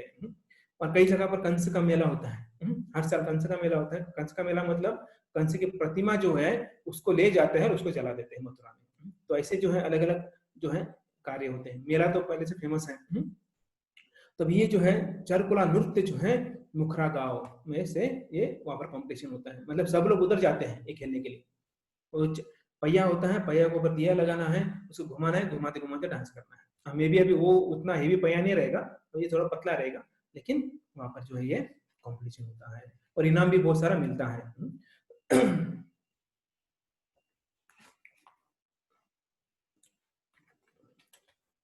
ठीक है, बहुत सारे लीलाएं हैं। तो हम भी ना राधा रानी के विवाह के बारे में देखेंगे। तो कुछ लीलाएं जो है मैं स्किप कर रहा हूँ, तभी हम, क्योंकि कल हम बता रहे थे कि विवाह जो है राधा रानी का, उसके बारे में चर्चा करेंगे थोड़ा। तो राधा रानी जो है नियम पूर्वक जो है कृष्ण के लिए व्यंजन बनाने जाती थी, और ऐसा कहा जाता है डेली एक व्यंजन जो है वो बनाती थी।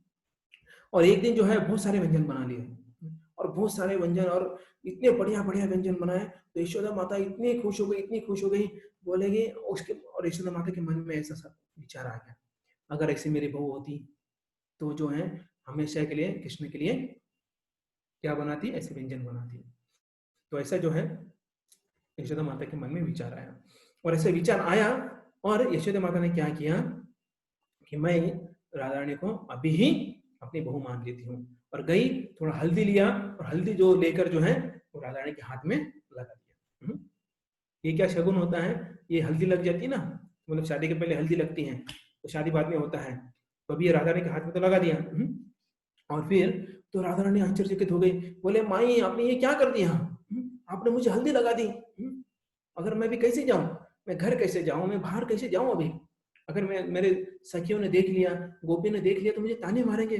बोले वाह, हाँ तेरा तो शादी फिक्स हो गया कृष्ण के साथ, तो ऐसे ताने मारेंगे, हालांकि किसको कुछ पता नहीं है, मेरे घर में भी पता नहीं है, घर में क्या बोलूं मैं। तो अभी माई बोलने लगी, अरे राधा मुझे कुछ पता नहीं चला, मैं क्या करूं, मैं अपने भाव विभोर होकर मैं तुम्हें अपने बहू मान लिया हूँ। तो अभी देखते हैं कि क्या होना, भी कुछ भी नहीं बोल पाई। अभी राधा रानी भी जो है वो वहां से निकलने लगी, और निकले, अभी क्या टेंशन में थी, अभी कहाँ जाऊं क्या करूं समझ में नहीं आ रहा था। तो उस समय फिर जो है वो देखा कि एक राधा सरोवर है, अभी सोचा कि राधा सरोवर जाकर जो है मैं अपने हाथ धो लूं, क्योंकि घर जाऊंगी तो जो माई है मारेगी, डांटेगी, बोले ये करने जाती है तो बहुत डांटेगी, और मेरी सखियां जो हैं वो भी मुझे ताने मारेंगे, मेरा मजाक उड़ाएंगे, मेरा खींचेंगे। तो इसलिए बेटर है मैं किसको बिना बताए मैं क्या करती हूँ, वो राधा सरोवर चली जाती हूँ। लेकिन ऐसे कैसे हो ही नहीं सकता, क्योंकि पूरा वृंदावन जो है, पूरा ब्रज जो है वो किनके ऊपर ध्यान रखे हुए हैं, राधा और कृष्ण के ऊपर। जो श्रीमती राधा रानी है और जो कृष्ण है उनके ऊपर ही ध्यान रखकर बैठे हैं।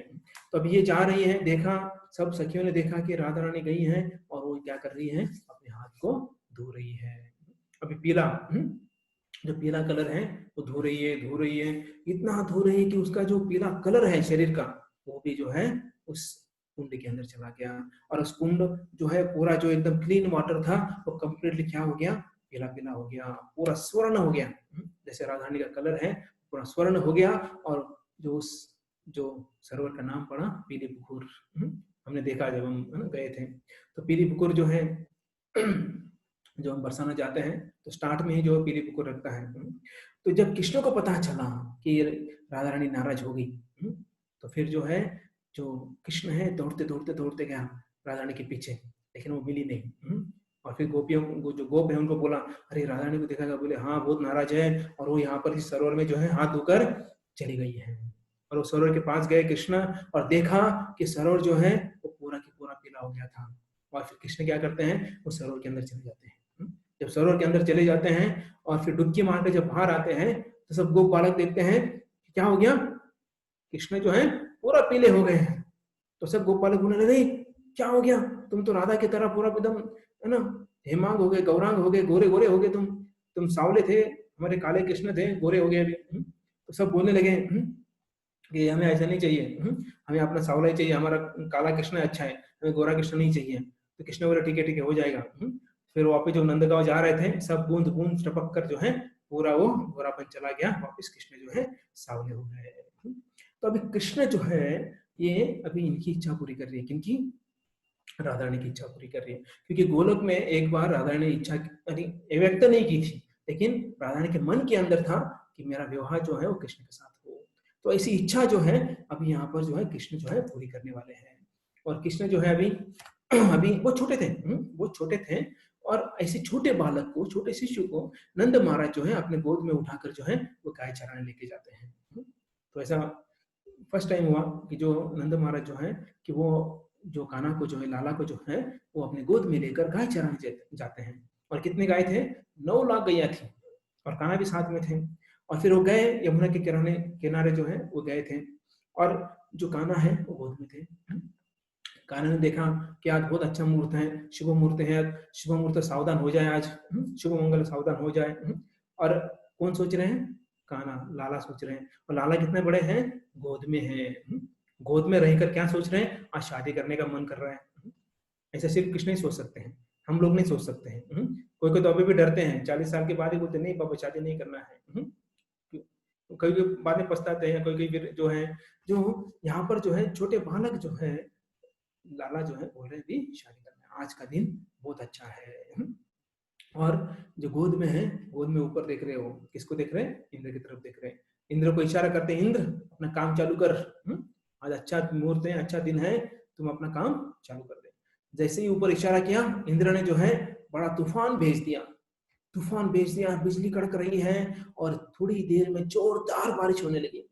अभी नंद महाराज डर गए, बोले ऐसा कुछ, सुबह तो एकदम वातावरण अच्छा था, अभी अभी मैं इधर आया तो क्या हो गया, तूफान आने लगा, बिजली कड़कनाने लगी और बारिश जोरदार होने लगी है। अभी नंद महाराज है वो सोचने लगे, इधर एक तरफ 9 लाख आए हैं और एक तरफ लाला है, और लाला ने उनको गले में पकड़ लिया है, जोरदार पकड़ लिया, क्योंकि लाला डर गए हैं। और नंद महाराज जो है 9 लाख गायें, उनकी भी चिंता थी और लाला की भी चिंता थी। तो ऐसा टेंशन में थे, अभी इधर भागू कि कृष्ण को पकड़ू, लाला को पकड़ू, समझ में नहीं आ रहा था। तभी जो है एक दिव्य तेजमय एक स्त्री वहां पर आ गई, युवा स्त्री आ गई, और देखा तो कई कई जगह पर ऐसा वर्णन आता है कि नंद महाराज उस युवा स्त्री को बोलते लक्ष्मी है, और कई जगह ऐसा वर्णन आता है कि वो राधा रानी ऐसा बोला जाता है। तो हालांकि राधा रानी है, तो राधा रानी वहां पर आ जाती है, और 13 साल की राधा रानी जो है वहां पर प्रकट हो जाती है, और बोलती है बाबा आप इस अंधकार में क्या कर रहे हो, ये अंधकार कैसे हो गया है। तो नंद बोलते हैं कि अभी देखो तुम ही हो ना राधा, तुम ही हो। बोले हाँ हाँ मैं ही हूँ, तो अभी ये काम करो, तुम जो है यशोदा को जो है ये लाला को पहुंचा दो।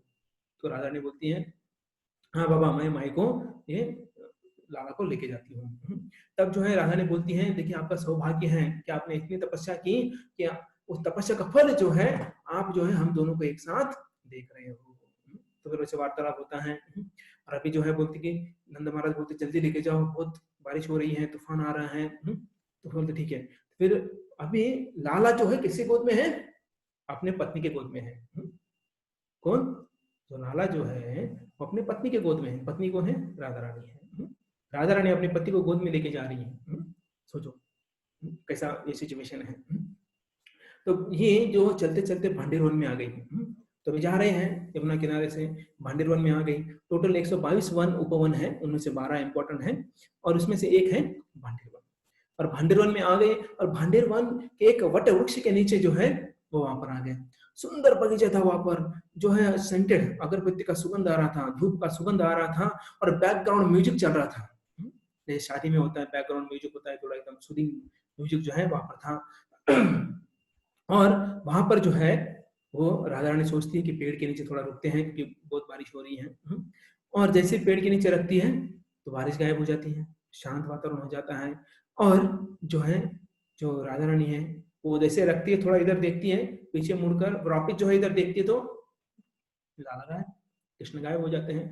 और राधा रानी इतनी ये हो जाती है, परेशान हो जाती है, इतना परेशान हो जाती है, बोले अभी कहाँ गए, कहाँ ढूंढू, टेंशन में आ जाती है, चिंता में पड़ जाती है। और फिर कृष्ण जो है वहां पर जो है वो हो जाते हैं 6 साल के। और जो राधा रानी है उनका उम्र हो जाता है 5 साल। मतलब राधा रानी 5 साल की, कृष्ण जो है 6 साल के हो जाते हैं। फिर अभी कृष्ण जो है राधा रानी को ग्लोरीफाई कर रहे हैं, ये बोले कि तुम ही जो है, तुम्हारे कारण ही जो है मैं यहाँ आया हूँ, तुम्हारा प्रेम जो है, और तुम्हारे बिना मैं, मतलब बहुत सारे जो प्रेम का आदान प्रदान होता है, एक दूसरे को ग्लोरीफाई कर रहे हैं। कृष्ण राधा को ग्लोरीफाई कर रही है, राधा रानी जो है कृष्ण को ग्लोरीफाई कर रहे हैं। तब कृष्ण जो है वो ब्रह्मा जी को इशारा करते हैं, बोले कि हमें विवाह करना है, मुहूर्त अच्छा, जल्दी आ जाओ। क्योंकि जो है जो गर्ग मुनि है, एक्चुअली वो शायद मैंने बताया नहीं वो एक्चुअली, ये गर्ग मुनि बताते हैं कि जो एक्चुअली जो ऋषभनु महाराज हैं वो बताते हैं कि राधा रानी और कृष्ण का विवाह होने वाला है। तो तब जो ऋषभनु महाराज बोलते हैं गर्ग मुनि को, आप ही आ जाओ ब्राह्मण बोल के। वो बोलते हैं मैं नहीं आऊंगा, ब्रह्मा जी आएंगे। तो यहाँ पर जो ब्रह्मा जी आते हैं किनका शादी के लिए, वो आते हैं कृष्ण और राधा की शादी के लिए आते हैं, पंडित बनकर आते हैं। तो जैसे दूध का रंग सफेद होता है वो अलग नहीं कर सकते हैं, जैसे जो अग्नि की ऊष्मा है उसे अग्नि से दूर नहीं कर सकते, वैसे ही राधा और कृष्ण इनको अलग नहीं कर सकते हैं। तो यहाँ पर ये जो है ब्रह्मा जी आ जाते हैं कि, और ब्रह्मा, और यहाँ पर जो है कृष्ण ऐलान कर देते हैं कि पूरे ब्रह्मांड में जो है ब्रह्मा के सामने मैं एक सच ऐलान कर रहा हूँ। ब्रह्मा जी आ जाते तो उनके सामने जो बोलते हैं कि देखिए, कृष्ण बोलते हैं कि जब राधा के बोलते, जब जो है कोई जो है रा बोलता है तो मैं उसे जो है भक्ति दे देता हूँ, और अगर कोई था बोलता है, रा था बोलता है, तो मैं उसके पीछे पागल हो जाता हूँ, मैं खुद उसके पीछे चला जाता हूँ। तो ऐसा जो है राधा रानी को बोलते हैं, और राधा रानी को बोलते कि तुम्हारी इच्छा थी कि मेरे साथ शादी करने की, और नंद महाराज भी चाहते थे कि उनको एक बहू प्राप्त हो। इसलिए आज का जो है ये सब एपिसोड या फिर जो अरेंजमेंट है इसके लिए है। और ब्रह्मा जी जो है ये देखने के लिए, राधा रानी और कृष्ण की शादी करने के लिए ऐसे नहीं मिला उनको चांस, 60,000 साल तपस्या किया उन्होंने, और तपस्या के बाद जो है वो कृष्ण को प्रसन्न किए। देखते आप, वो राधा रानी के भक्त जो है नहीं है, नहीं भी बोल सकते, हाँ भी बोल सकते हैं, लेकिन उन्होंने तपस्या किसके लिए किया, कृष्ण के लिए किया, कृष्ण को प्रसन्न करने के लिए किया। हम ब्रह्म संहिता देखते हैं, उसमें राधा रानी का नाम कहीं आता नहीं है, अंत में क्या आता है, गोविंदम आदि पुरुषम तमहम भजामि। और जब प्रसन्न करते हैं कृष्ण को, तब कृष्ण बोलते मांगो क्या चाहिए, तो बोलते मुझे सिर्फ राधा रानी के चरण देखना है। तो ऐसा वो बोलते हैं।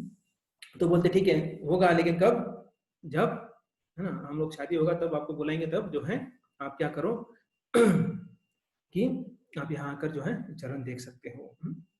तो ब्रह्मा जी जो है फिर अपने काम में लग जाते हैं, फटाफट जो है लकड़ियां ढूंढते, ये सब कुंड बनाते हैं, तो सब जो है उनको मंत्र बोलने लगते हैं, उन दोनों को बिठाते हैं, बिठाने के बाद मंत्र बोलते हैं, जो अलग अलग मंत्र स्वस्ति वचन होता है, शांति पर्व होते हैं, जो भी सब चीजें जो है बोलने लगते हैं। और उसके बाद बोलने के बाद जो है फिर वो अग्नि के 7 फेरे, उनको गार्ड बांधते हैं, अग्नि के 7 फेरे लगवाते हैं।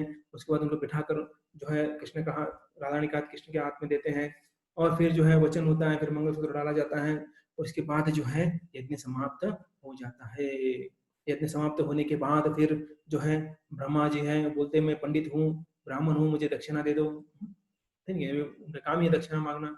तो फिर बोलते, कृष्ण बोलते क्या दक्षिणा चाहिए, वो बोलते बस मुझे सिर्फ राधा रानी के चरण और उनका दर्शन हो जाए, वही मेरा क्या है, मेरा दक्षिणा है। तो फिर तब कृष्ण बोलते हैं कि आपको जो है कहाँ जाना पड़ेगा, बरसाना में। तो बरसाना में हम देखते हैं कि ब्रह्मा जी का, वहां पर हम एंट्री करते ही ब्रह्मा जी का छोटा मंदिर है वहां पर, तो उधर जो है वो वहां पर रहते हैं। और देखिए ब्रह्मा जी को भी ये प्राप्त नहीं, वो खुद रह सके, तो उनको जो है वो पहाड़ी है, पहाड़ी के ऊपर जो है वो सिर्फ रहते हैं। समय हो गया है, और एक लीला है, लेकिन बहुत लंबी लीला है।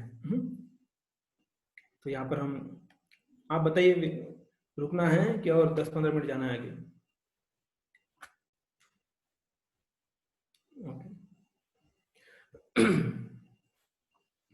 आज वैसे भी संडे है। ओके, एक लीला कंप्लीट करते हैं। बड़ी लीला है तो आपको थोड़ा पेशेंस रखना पड़ेगा, लेकिन बहुत अच्छी लीला है, आपको आनंद आएगा वो लीला सुनने के लिए। तो ये जो है राधा रानी जो है, शादी हो गई थी राधा रानी की, और शादी होने के बाद जो है राधा रानी जावट, वो उनके ससुराल गई थी, और ससुराल जाने के बाद जो है वो राधा रानी बहुत मिस कर रही थी कृष्ण को, और कृष्णा मिस कर रहे थे राधा रानी को। जब प्रेम होता है एक दूसरे पर तो मिस तो करना ही है, तो मिस कर रहे थे दोनों। तो अभी तब जो है राधा रानी ललिता को बुलाती हुई, ललिता देखो मैं बहुत मिस कर रही हूँ कृष्ण को, और ललिता बोलती ठीक है, मैं कुछ अरेंज करती हूँ। तो फिर राधा रानी बोलती कहाँ मिलना है, तो बोले साकेत ग्राम, साकेत ग्राम या संकेत ग्राम, तो ऐसा संकेत भी बोलते हैं और साकेत भी बोलते हैं। तो संकेत जहाँ पर संकेत मिलता है मिलने का, तो वो ग्राम में जो है ललिता बोलती है मैं अरेंज करती हूँ। तो बोलते ठीक है नो प्रॉब्लम। तो फिर ये जो है ललिता जो है वो कृष्ण को बोलती है, और यहाँ पर जो है राधा रानी को बोलते, दोनों जो है वहां पर आ जाते हैं। राधा रानी जो है आती है, बोलती है कृष्ण जो है देखो मेरे पावित्र पर ना वो संकेत कर रहे हैं, इसलिए उस गांव का नाम संकेत ग्राम पड़ा है। बोलती कि ब्रज वासी लोग जो है मुझे मेरे ऊपर जो है लांछन लगा रहे हैं। क्या लांछन लगा रहे हैं कि मैं शादीशुदा होने के बाद भी कृष्ण को मिलने आती हूँ। वो तो सही था, गलत तो नहीं था, लेकिन लांछन लगा है तो मुझे अच्छा नहीं लग रहा है, तो तुम कुछ करो। लोग मुझे बार बार ताने मारते हैं, अच्छा नहीं लगता है। तो कृष्ण बोलते किसने किसने ताने मारा बताओ, तो बोले किसने क्या, सब लोग बोलते हैं। और कृष्ण बोलते ठीक है डोंट वरी, तुम चिंता मत करो, तुम्हारी पवित्रता जो है मैं पूरे विश्व में स्थापित करके दूंगा। युवान पार्वती भी जो है तुम्हें आकर प्रणाम करेगी। तो फिर राधा ने बोले अच्छा कैसे बताओ, तुम देखते रहो, तुम सिर्फ देख लो सब हो जाएगा ठीक। तो फिर जो है वो मिलते हैं, फिर आप अपने घर जाते हैं।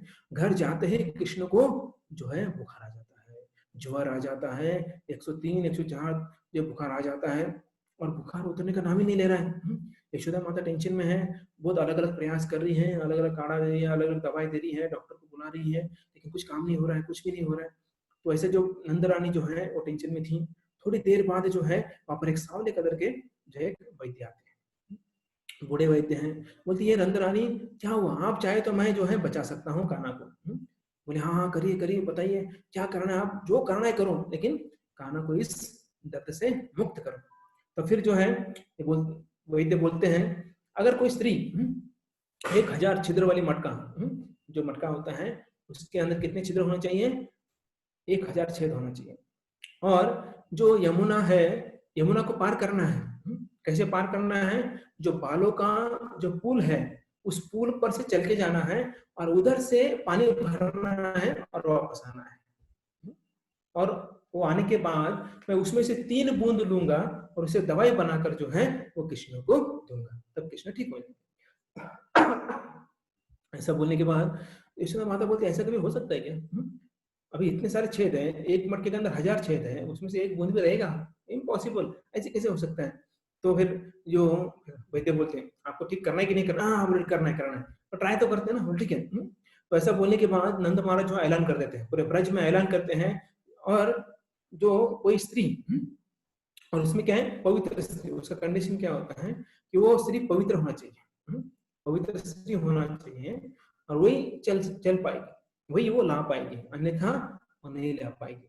तो ऐसे फिर वो अनाउंसमेंट होता है कि अगर कोई स्त्री है जो पवित्र है, वो जो है अगर जो है मटके में बालों का फूल लांग कर पानी लेके आती है तो कृष्ण ठीक हो जाएंगे।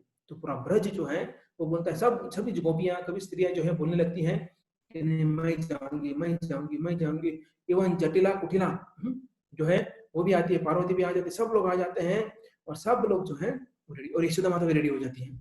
अभी यशोदा माता रेडी हो जाती है तो वैद्य टेंशन में आ जाते हैं, और बोलते अरे माँ को कैसे भी एक टेस्ट करे ना, तो फिर वो बोलते वैद्य बोलते हाँ एक कंडीशन है। बोले क्या, कि जो कृष्ण की माँ है ना उनको अलाउड नहीं है, ऐसा करना अलाउड नहीं है। तो बोले मुझे तो बता कुछ कर सकते, क्या कर सकते, ठीक है कृष्ण के बाल काटो, आप ये सेवा करो कृष्ण के बाल काटो। हमारे क्या करते हैं कृष्ण के बाल काटती हैं, और ये जो वैद्य हैं वो बाल लेते हैं और वो फेंक देते हैं यमुना पे। तो यमुना पे फेंकने पर पुल बन जाता है, और पुल बन जाता है। तो अभी जो है अभी चलो अभी जो है शुरुआत करते हैं, कौन पहले आते हैं। तो पहले चंद्रावली आती है, चंद्रावली पद्मा सब पानी भरते हैं, और वो पानी उसके अंदर रहता नहीं है, और कभी क्या होता है, जो कुछ लोग पानी भरते हैं, पुल जो है पुल क्रॉस करते वक्त गिर जाते हैं। तो उसके बाद फिर कुटिला आती है। कुटिला की शादी नहीं होती है। कुटिला कौन है? राधा रानी की ननंद, doctor sorry sister in law है। वो जाती हैं, वो जाकर जो है पानी भरती है, जैसे भरकर वो पुल पे पैर रखते तो गिर जाती हैं। सब हंसने लगते हैं, अरे अरे अरे क्या हो गया। इसका मतलब तो किसी और पुरुष के बारे में सोच रही है। तो जटिला बोलती मैं तो बूढ़ी हूँ, मैं तो है ना कभी किसी और के बारे में मैंने सोचा नहीं है, मैं जाती हूँ। तो जटिला भी जाती है, जटिला भी गिर जाती है। सब लोग हंसने लगते हैं, अरे अरे जटिला तो बूढ़ी है, किसके बारे में सोच रही है। तो ऐसा जो सब मजाक मजाक उड़ाने लगते हैं। तो ऐसा होने के बाद वैद्य जो है बोलते भी हम हार गए, क्या करें। सब लोग बोलते वैद्य के पास आते, वैद्य कुछ तो करो, कि हम कुछ नहीं हो पा रहा है। वैद्य बोलते हैं ठीक है मैं थोड़ा देखता हूँ। तो वैद्य नाटक कर रहे हैं, वो देख रहे हैं, कागज देख रहे हैं, तो इधर उधर वैसा देख रहे हैं। तो बोलते हाँ हाँ। तो वैद्य बोलते अगर आपके गाँव में अगर आपके गाँव में रा से अगर चालू होने वाला कोई स्त्री है, उसका नाम, एक स्त्री का नाम अगर रा से शुरू हो रहा है, तो ऐसी स्त्री जो है वो पानी ला सकती है। तो बोले हाँ रास सुंदरी है ना, ओके, राम प्रिया, राम प्यारी। अरे नहीं नहीं नहीं नहीं, वो नहीं वो नहीं, वो तो अलग नाम बता रहे, दो दो सिर्फ दो अक्षर का नाम है। तो ठीक से पता नहीं क्या है। हाँ लास्ट में धा, लास्ट में धा होना चाहिए। तो सीधा बोलो ना राधा। बोले हाँ ठीक है उसे बोलो। सब ब्रजवासी बोलने लगे अरे किसको बुला रहे हैं। वो तो बेचारे कान्हा वो कृष्ण के साथ घूमती रहती है शादी के बाद भी, उससे थोड़ी ना कुछ होने वाला है। तुम द्रौपदी बोलते देखो आपको करने के नहीं करना है। बोले हाँ करेंगे, ठीक है आप बोल रहे हैं इसलिए हम बोल रहे हैं, नहीं कर रहे नहीं तो हमारी इच्छा नहीं है। फिर राधा ने भी डर जाती है, अरे ऐसे कैसे होगा। तो फिर जो है राधा ने क्या करती है, फिर वो सम्मा उधर एकदम डर डर के जो है वो जाती है। और जाती हैं, और जाने के बाद जो है वो वो मटका भरती है, मटका भरती है। और अभी तो भर गया, और जो है बाल की जो पुल है उसके ऊपर चलने लगती है। एक दो तीन पैर डालने लगती है, कुछ नहीं होता है, सीधा यहाँ पर आ जाती है। और आकर जो है वहां से पानी लेते हैं। वैद्य जो है वो पानी 3 बूंद जो है उसमें दवाई मिक्स करके जो है दे देते हैं कृष्णा को, कृष्णा ठीक हो जाते हैं। तो ये कैसे हुआ। तो क्या होता है कि और इससे पता चल जाता है पूरे ब्रज में कि राधा रानी जो है वो पवित्र है, शुद्ध है। जो अभी ब्रज साध्वी बन गए, जो ब्रज में लांछन उनके ऊपर फेंका जाता था, वो अभी ब्रज साध्वी बन गई है।